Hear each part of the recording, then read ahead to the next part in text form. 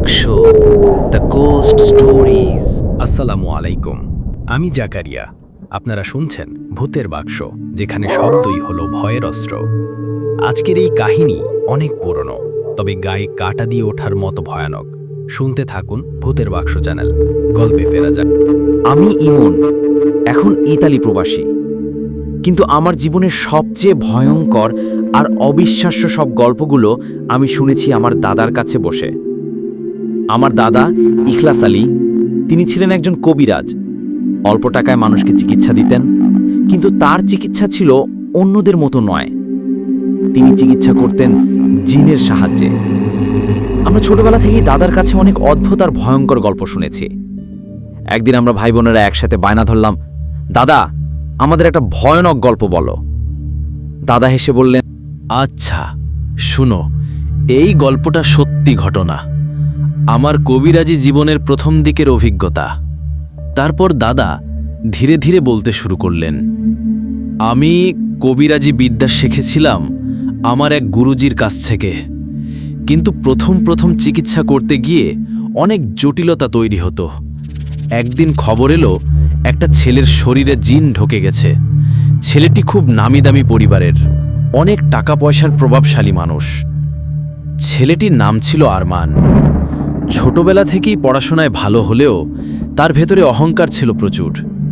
বন্ধুদের তুচ্ছ তাচ্ছিল্য করত, অন্যদের অপমান করত, আর রাতের অন্ধকারে নানান বাজে কাজে জড়িয়ে পড়েছিল সে। আমি যখন প্রথম আরমানকে দেখতে গেলাম তখন সে ঘুমিয়েছিল। আমি তার শরীরের দিকে তাকাতেই বুঝতে পারলাম তার ভেতরে কিছু একটা ভয়ঙ্করভাবে পরিবর্তন হয়ে গেছে। তার শরীর শুকিয়ে কাঠ হয়ে গেছে, চোখের নিচে কালো দাগ, চেহারা মলিন। দেখেই মনে হচ্ছিল যেন অনেক দিন ধরে না খেয়ে আছে। কিন্তু ব্যাপারটা আসলে ক্ষুধার নয়, বরং অন্য কিছু তাকে খেয়ে ফেলছে ভেতর থেকে। তার শরীরের ভেতরে কেউ লুকিয়ে আছে। তার বুকটা অস্বাভাবিকভাবে ওঠানামা করছিল, আর শ্বাস নিতে গিয়ে একটা অদ্ভুত হুহু শব্দ বের হচ্ছিল। আমি তার হাত ধরে নাড়িয়ে দেখলাম। হঠাৎ করেই তার শরীরটা কেঁপে উঠল, যেন কেউ ভেতর থেকে ধাক্কা মারল। শিকল দিয়ে বাঁধা ছিল তার হাত পা। এক মুহূর্তে চোখ মেলে তাকালো সে। সেই দৃষ্টিটা আজও আমি ভুলতে পারি না। চোখ দুটো লালচে অগ্নিশিখার মতো জ্বলছিল, আর ঠোঁটের কোণে এক বিকৃত হাসি। সে গম্ভীর কণ্ঠে বলল, তুই কে রে জানোয়ার? আমার ঘুম ভাঙালি কেন? আমি বুঝে গেলাম আরমানের শরীরের ভেতরে আরমান নেই, কেউ এক ভয়ঙ্কর শক্তি তার ভেতরে প্রবেশ করেছে। আমি শান্তস্বরে বললাম, আমি কবিরাজ ইখলাস, তোকে শান্ত করতে এসেছি। তখন হঠাৎ করে আরমানের শরীর কাঁপতে শুরু করল। সে বিছানা থেকে লাফিয়ে উঠল। তার গলা দিয়ে অমানসিক এক চিৎকার বের হলো, যেন কারো গলা কেটে দিচ্ছে সামনে বসেই। আরমান দেয়ালের সঙ্গে মাথা ঠুকতে লাগল। তার হাতের নখ ওয়ালের সঙ্গে ঘষে রক্ত ঝরতে লাগল।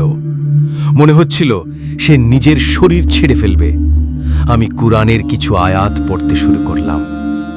পড়া মাত্রই সে চিৎকার করে উঠল, থাম, ওই নাম নিও না, ওর নাম নিলেই আমি পুড়ে যাই, আমি ছাই হয়ে যাই।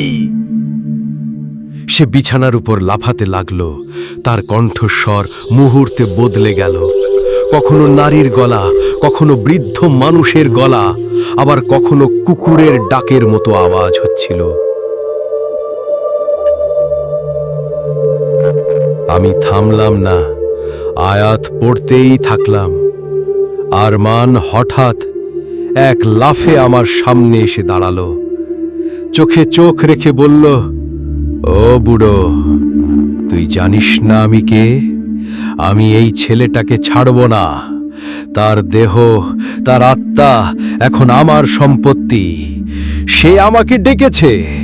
রাতের অন্ধকারে রক্তের বিনিময়ে সে আমাকে আমন্ত্রণ জানিয়েছে। তাই আমি তার ভেতরে আছি, আমি তাকে ছাড়ব না। তারপর আরমানের শরীর ছটফট করতে লাগল, মুখ দিয়ে লালা ঝরছিল, দাঁত ঘষে ঘষে রক্ত বের হচ্ছিল। তার পরিবার চিৎকার করতে লাগলো, মহিলারা কাঁদতে লাগলো। আমি তাদের শান্ত থাকতে বললাম। তারপর আমি কাগজে কিছু দোয়া লিখে পানিতে ফু দিয়ে আরমানকে খাওয়ালাম। হঠাৎ তার শরীর ঝাঁকুনি খেল। মনে হলো কেউ যেন ভেতর থেকে বেরিয়ে আসতে চাইছে।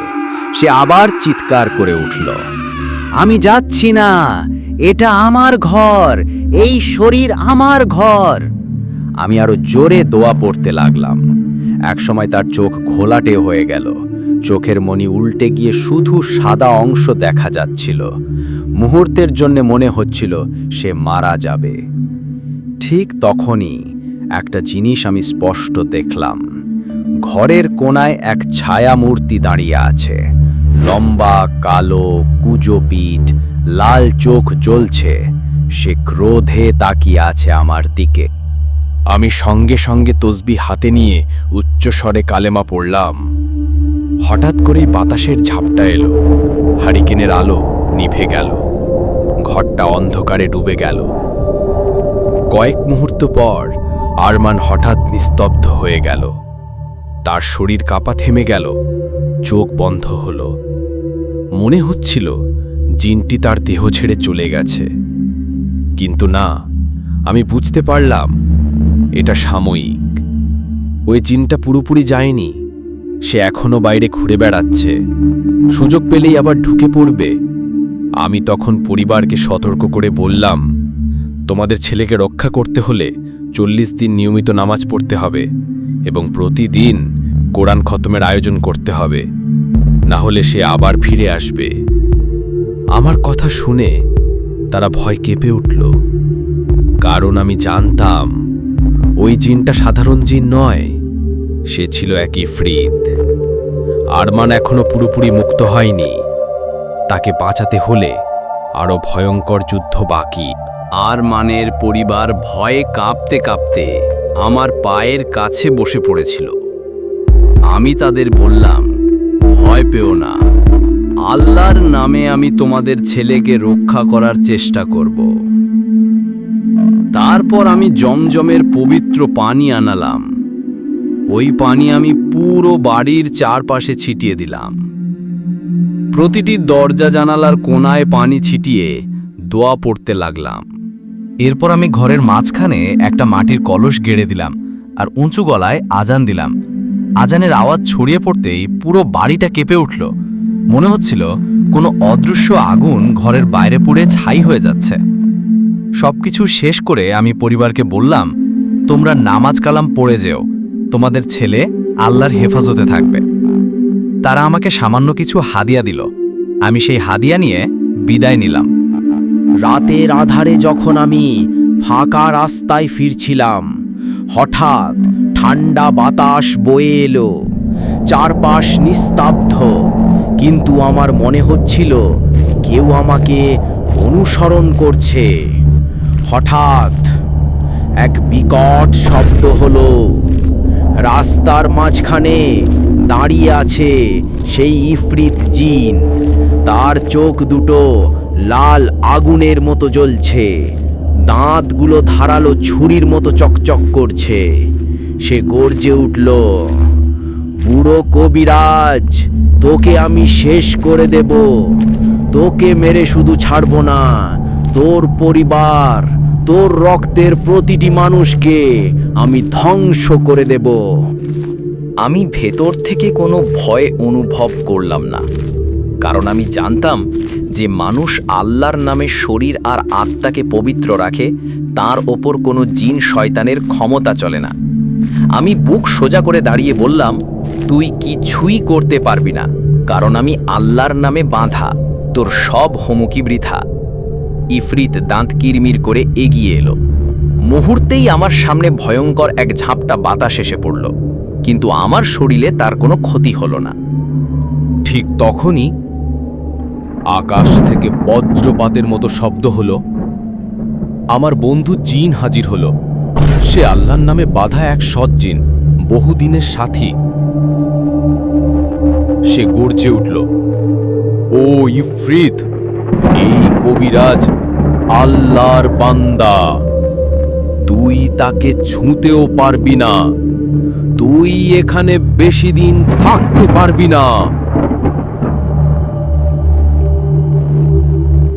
সঙ্গে সঙ্গে ইফরিত আর আমার বন্ধু জিনের মধ্যে শুরু হলো তুমুল ঝগড়াঝাটি। আকাশে কালো ধোঁয়া উঠতে লাগলো, বাতাস ঝড়ের মতো বইতে লাগলো, গাছের ডাল ভেঙে পড়তে লাগলো, মাটি কেঁপে উঠছিল। তাদের যুদ্ধ ছিল অদৃশ্য কিন্তু ভয়ঙ্কর। কখনো আগুনের শিখা, কখনো প্রচণ্ড শব্দ। পুরো রাস্তা যেন যুদ্ধক্ষেত্রে পরিণত হলো। শেষ পর্যন্ত ইফরিত এক বিকট চিৎকার করে উঠল। তার লাল চোখ দুটো নিভে গেল, ধোঁয়ার মতো মিলিয়ে গিয়ে অন্ধকারে হারিয়ে গেল। আমি নিঃশ্বাস ফেলে দাঁড়িয়ে রইলাম। আমার বন্ধু জিন এসে বলল ও আবার আসবে, তবে এই মুহূর্তে সে পালিয়েছে, কারণ আল্লাহর নামের শক্তির সামনে তার কোনো ক্ষমতা নেই। আমি মাথা নিচু করে বললাম, আল্লাহ মহান, আল্লাহ যাকে চান তাকেই রক্ষা করেন। তারপর আমি বাড়ি ফিরলাম, কিন্তু আমার হৃদয় আজও সেই রাতের ভয়ঙ্কর দৃশ্য খোদাই হয়ে আছে। জানতাম জিন আর ইফরিতের এই যুদ্ধ এখানেই শেষ নয়, তবে সেই রাতে আল্লাহর রহমতে আমি আর আমার পরিবার বেঁচে গেলাম। আজ এই পর্যন্তই। আবার দেখা হবে আগামীকাল। গল্পটা কেমন ছিল আমাকে জানাতে কমেন্ট করবেন। ভয়, রোমাঞ্চ আর ভৌতিক ঘটনার পূর্ণ কাহিনী শুনুন আমাদের চ্যানেলের ভিডিওতে। যদি ভিডিওটি ভালো লাগে চ্যানেলটি সাবস্ক্রাইব করতে ভুলবেন না।